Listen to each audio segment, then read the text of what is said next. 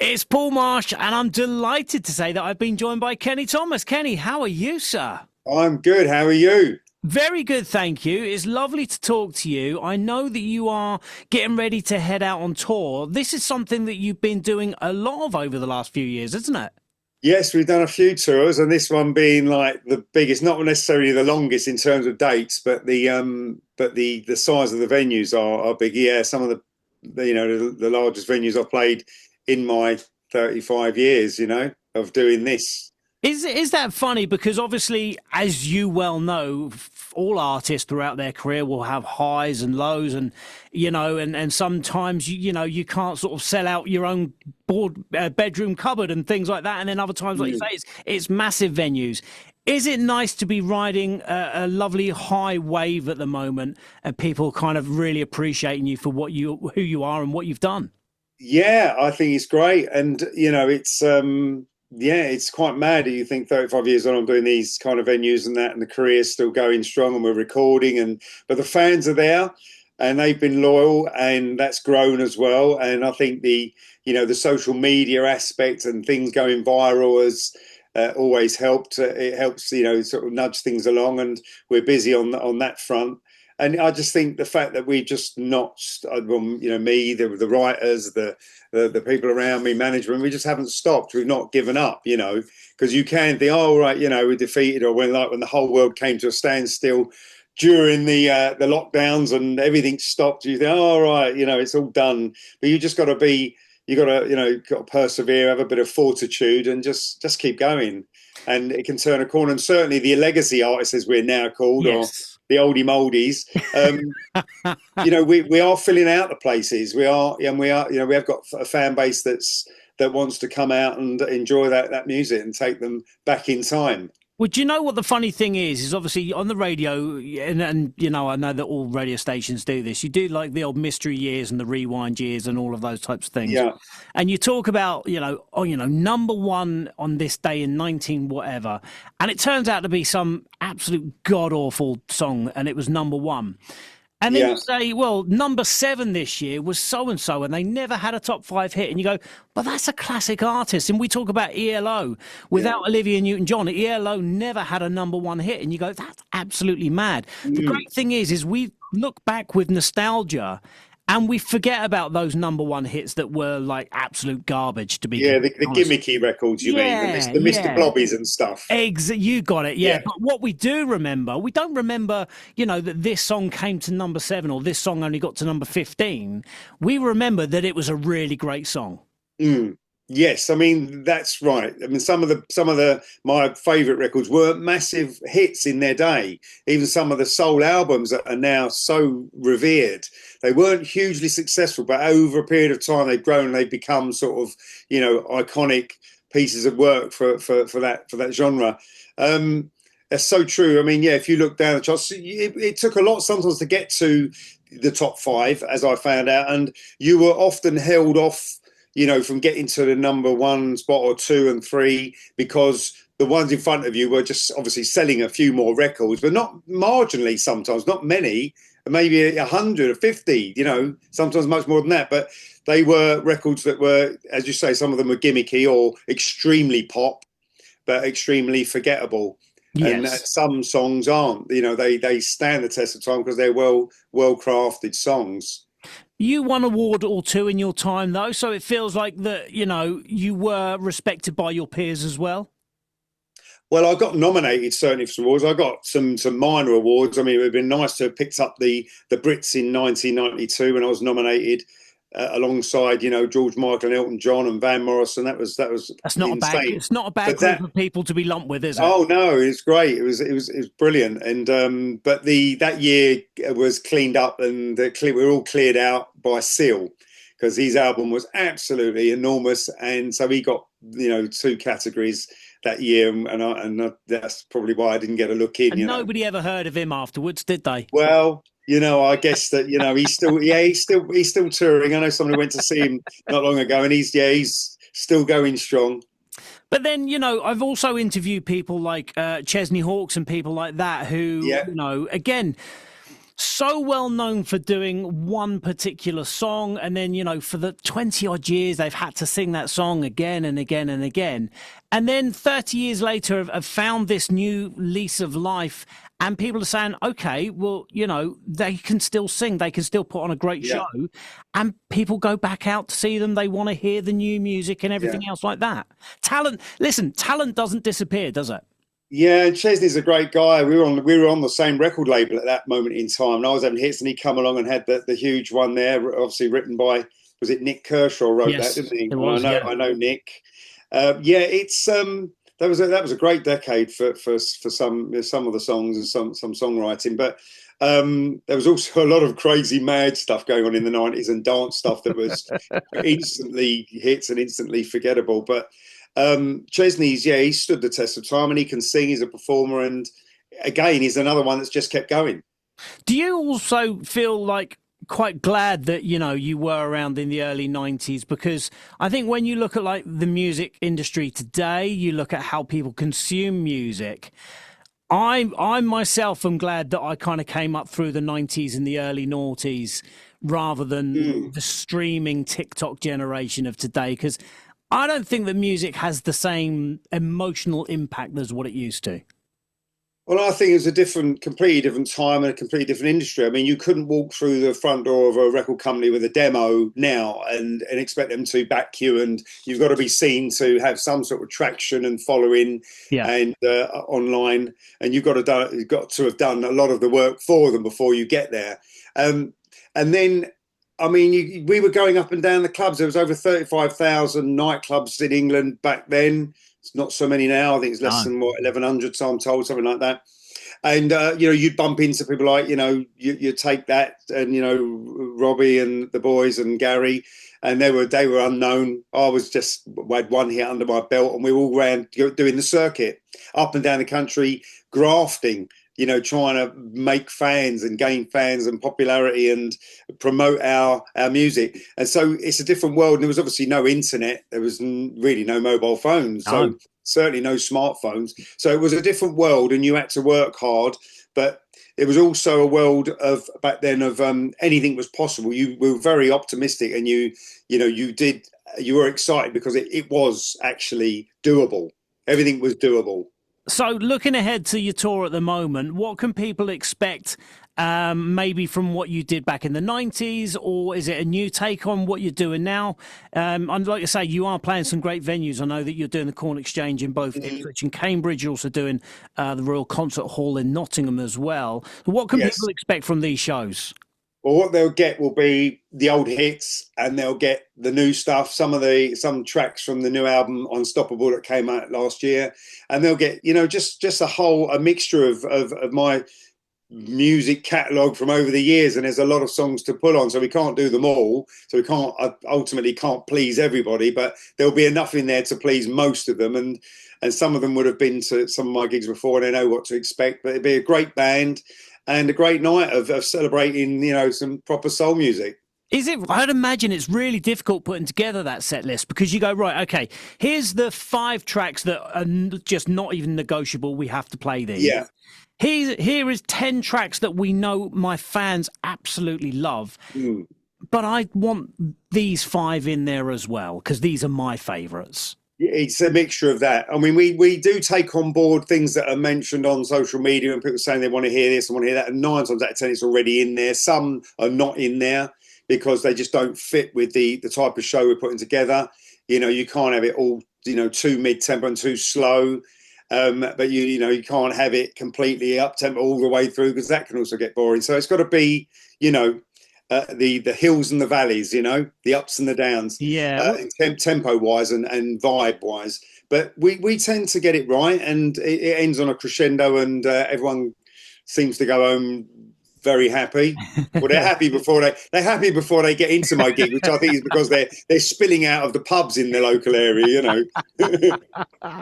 Well, speaking of like the highs and the lows, when you have like a particular hit, I know you have lots of hits, but I know that everybody knows you for Thinking About Your Love. Yeah. Have you ridden that wave? Same as like when I spoke to Chesney, and I've spoken to a few other people, and you have that wave of, it's huge, you're singing it every 2 minutes, and then you get to this point where you go, I never want to hear that song again. I never want to perform it again. Have Yeah. you reached the point where you've come full circle now and you're going, I love this? Well, I've never really grown out of love with the songs. I've always enjoyed doing them. And then when we go live, obviously, we do it in our way. We keep it as true to the original as possible. But I'm older. I sing, somewhat differently, more mature now. But the keys haven't changed. They're still in the same keys. I haven't had to drop those yet and bring them into a lower key. And yeah, we can play. There's a bit of artistic license where we can, play around and do some things like we do often with Thinking About Your Love. We put some other sort of jazz funk twist on it later on in the song and stuff like that. And obviously with Thinking About Your Love, I did a re-recorded that for the last album Unstoppable and broke it down into almost like a ballad type vibe with piano and that has gone down a storm with people because they realize, wow, is it, some even your own record could be untouchable.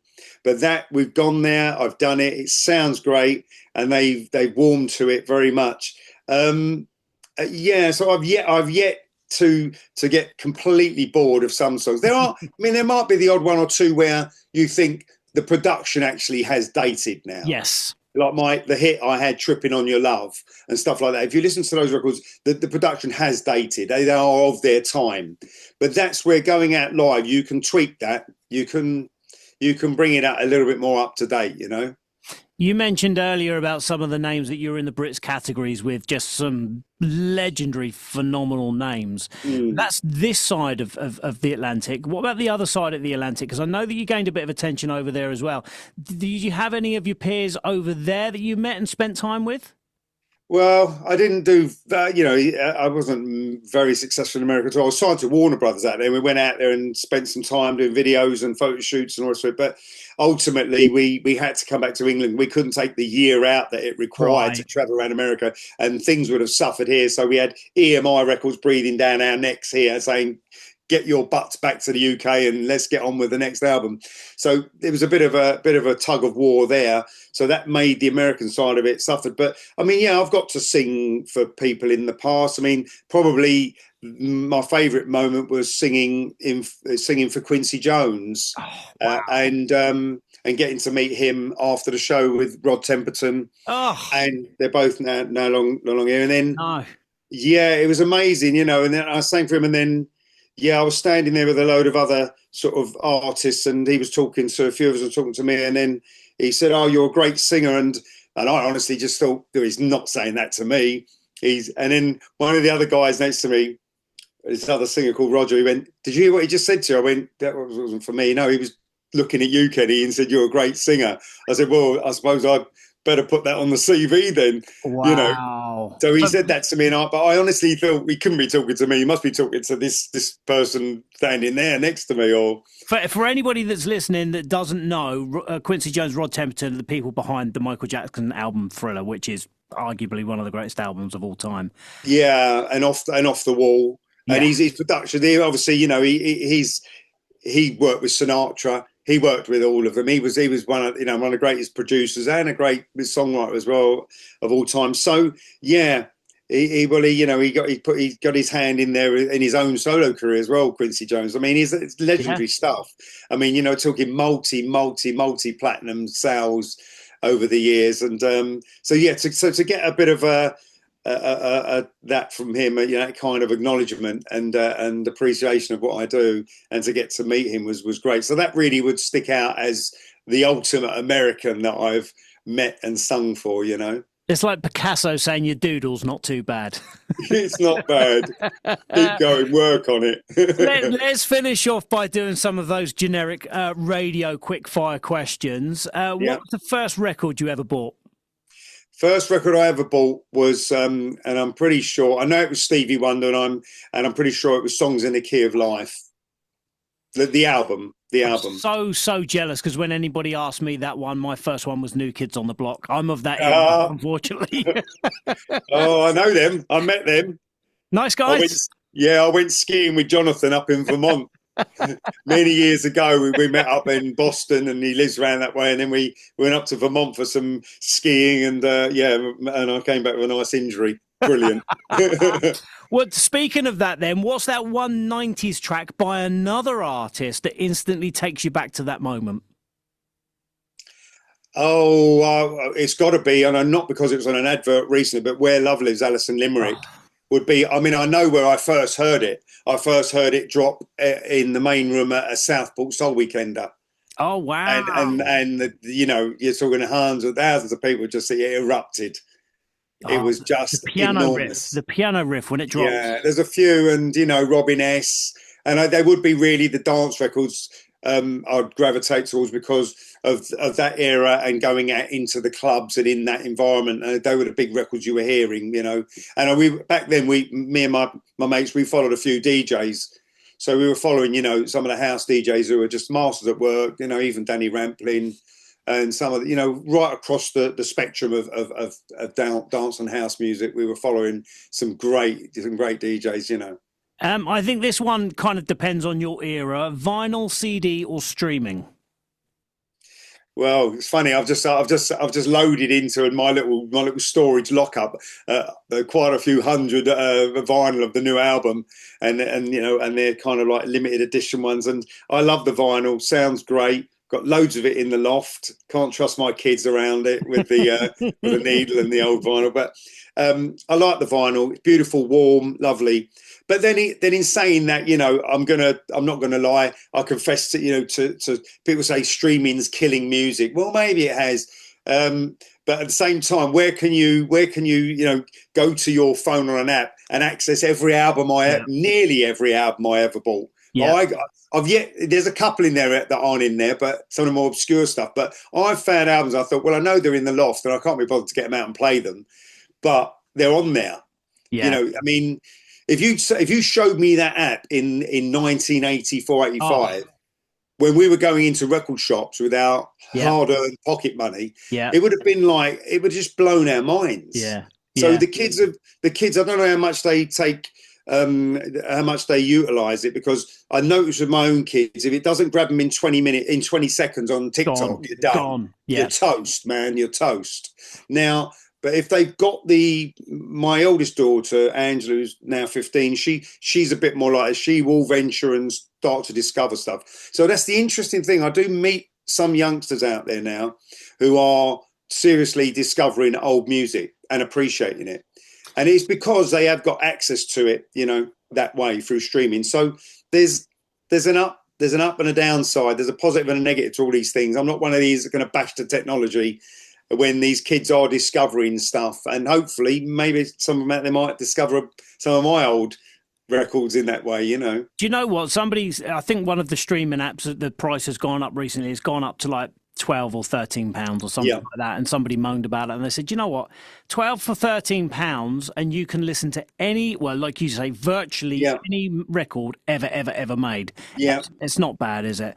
And I interviewed a guy called Paul Rappaport, who is the VP of, I can't remember which record company, but there's a record company in America, big one.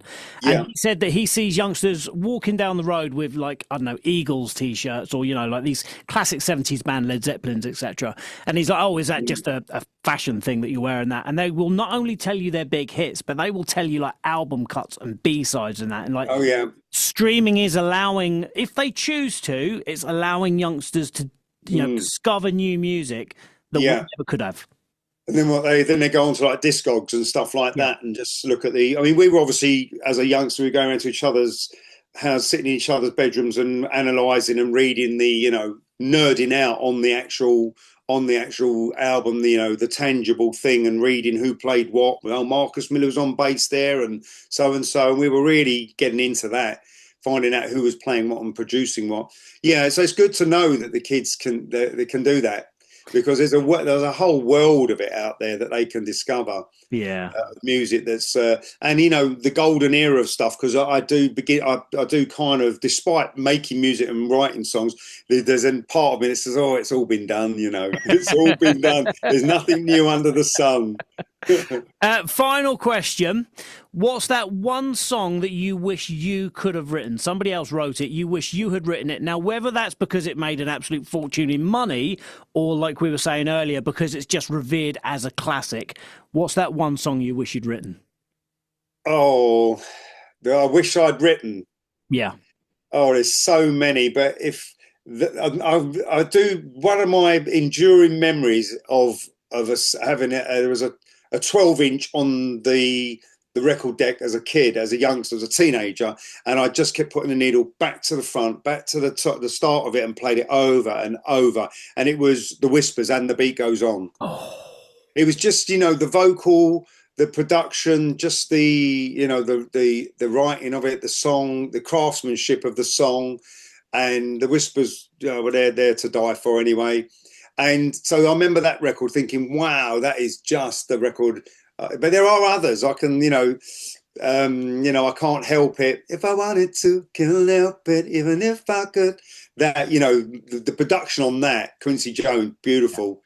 And Roberta Flack, Donny Hathaway back together again. And are we really going to Bobby Womack? I can go, should we go as far as back as Sam Cooke? I don't know. I asked you for one song, not a compilation. I know. You're asking the wrong person. Well, look, Kenny, it's been so good to talk to you. Thank you so much for talking to me. Best of luck with your tour right the way throughout March. You are going to many, many places, including Ipswich, Cambridge and Nottingham, amongst others.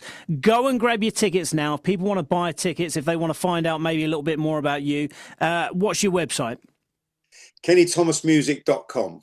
There you go. You'll be able to find everything there. Kenny, enjoy the rest of your day. Thank you so much. Take care, and you. All the best.